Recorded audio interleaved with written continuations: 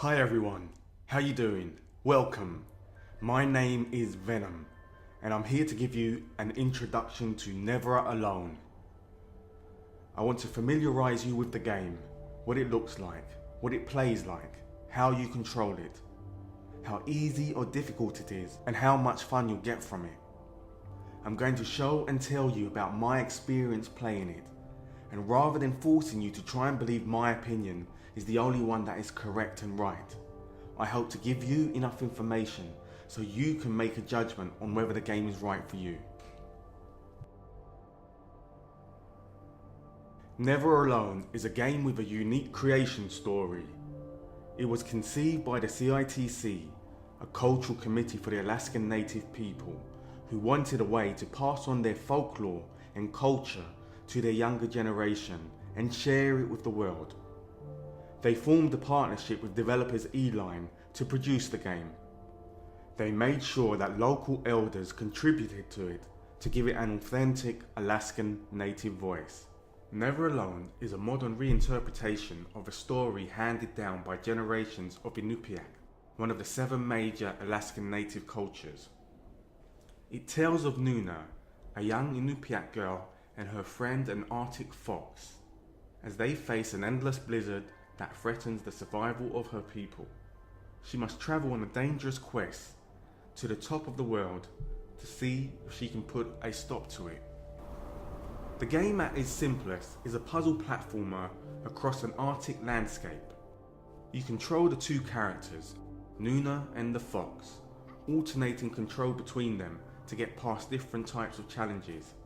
So if you are Nuna and come to a steep ice wall too high for you to climb, you can switch to the fox who can scurry up it.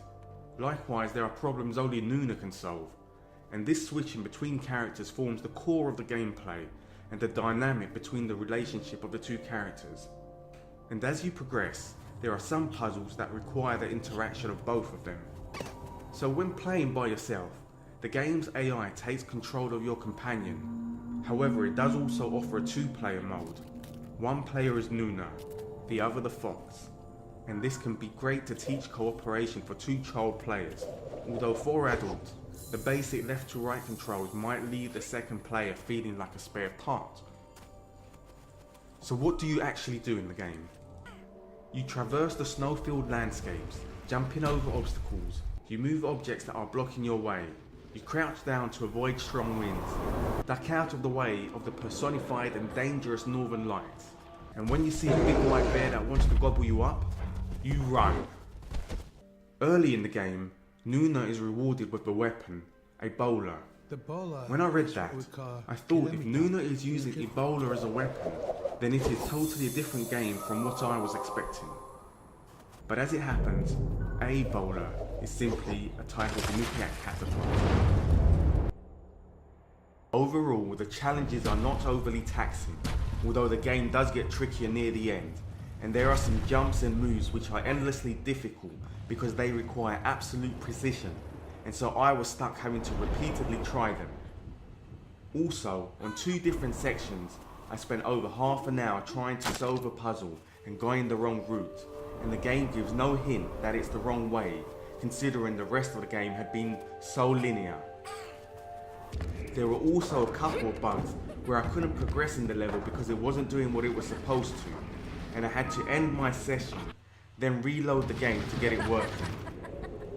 One other difficulty I had with the AI was I'd taken control of the fox to achieve a task, and then Nuna would decide to jump off a cliff.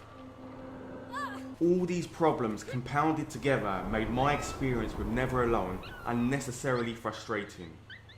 However, I was playing on the pre-release PS4 version, and a massive 1.9GB patch has since been released, which is said to address these problems and should leave room for more fun in your playthrough experience. In the latter part of the game, there is a character who puts his face in his hands whenever you die, which to me looked like he was facepalming me. And as I kept dying, he kept facepalming me and annoying the hell out of me, and I just wanted to punch him and punch him and punch him until he couldn't do that no more. What a complete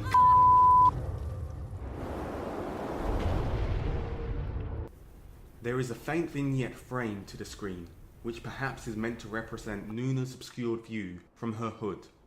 I did enjoy looking at the animation because it's very naturalistic.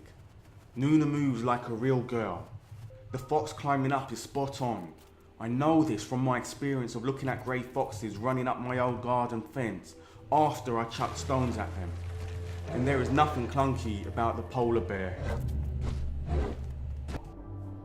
There are no memorable pieces of music that stand out. The piano-led compositions have been deliberately understated to set a mood of loneliness. But considering so much about this game was about attention to detail, I'm surprised that more authentic Inupiat music wasn't used.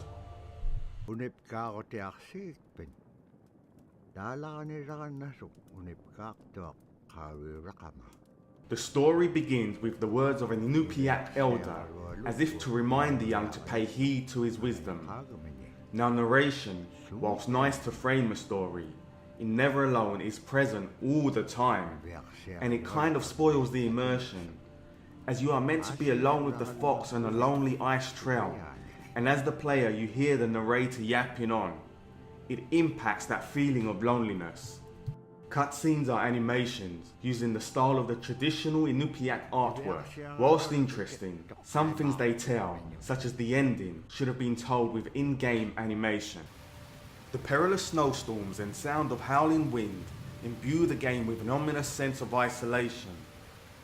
The atmosphere and the gameplay certainly is reminiscent of Limbo, the game about a lost boy searching for his sister in a danger-filled afterlife. Later in this game, this two-player dynamic evolves, and the way you help Nuna changes in a way that is reminiscent of Brothers, A Tale of Two Sons. At first it's tricky, but you get the hang of it as the game pushes you to use nature in your quest to aid you. All these games have this theme of the lost child away from a parent that has metaphorically let go of their parent's hand and is scared and bewildered and alone. The tone of the game was teasing me into thinking there would be some development of story, and there wasn't. So for me, Never Alone didn't have any emotional impact. Something I do appreciate about the game, and what impressed me, is how it takes the Inupiat cultural beliefs and infuses them into the gameplay. So you see the Northern Lights as malevolent forces, and use the spirits of the elders as forces that can be summoned to help you. All this reflecting the Inupiat beliefs based on their outdoor experience that everything is alive. And if you connect with it, you are never alone. What isn't done so well is the implementation of cultural insights. These are a series of 24 short videos that illuminate an aspect of Inupiat life, which you unlock by finding owls throughout the game, and are then encouraged to view. However, I didn't want my gameplay to be disrupted, so I didn't watch them until I completed the game.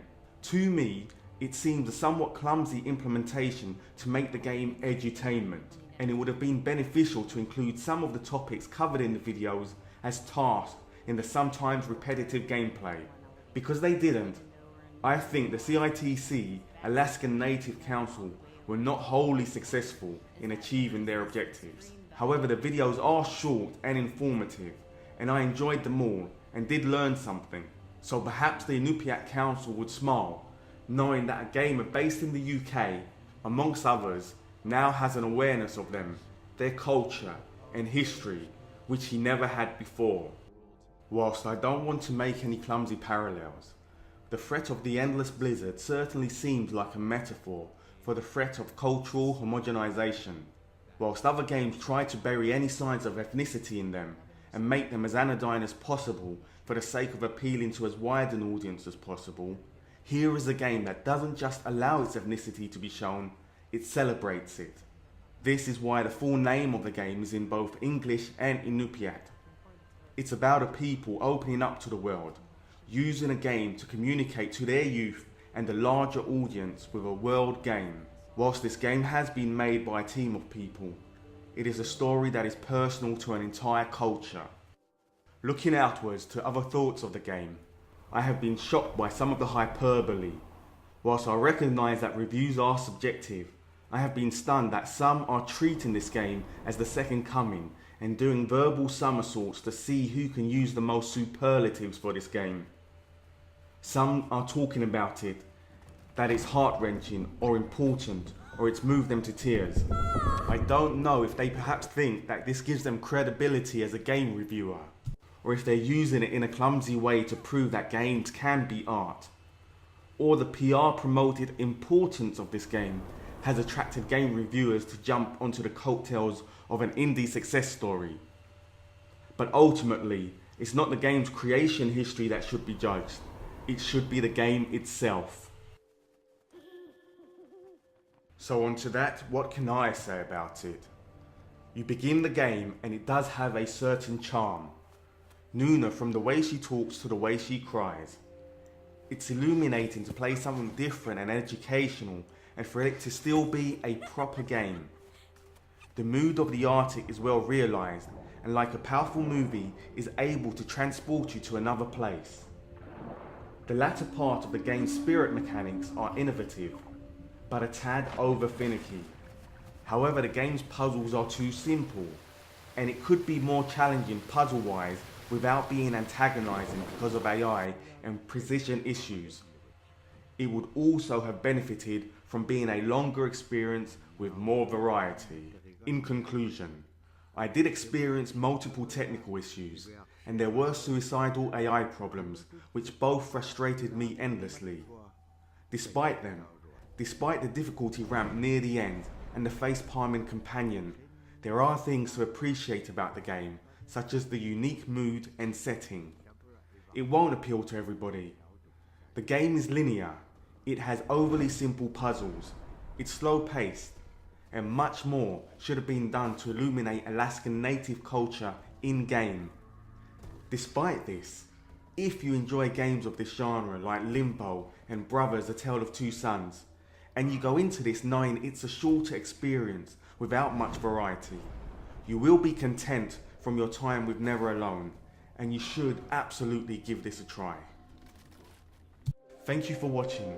If you found this video useful, please hit the like button and press subscribe for further PlayStation updates. See you next time.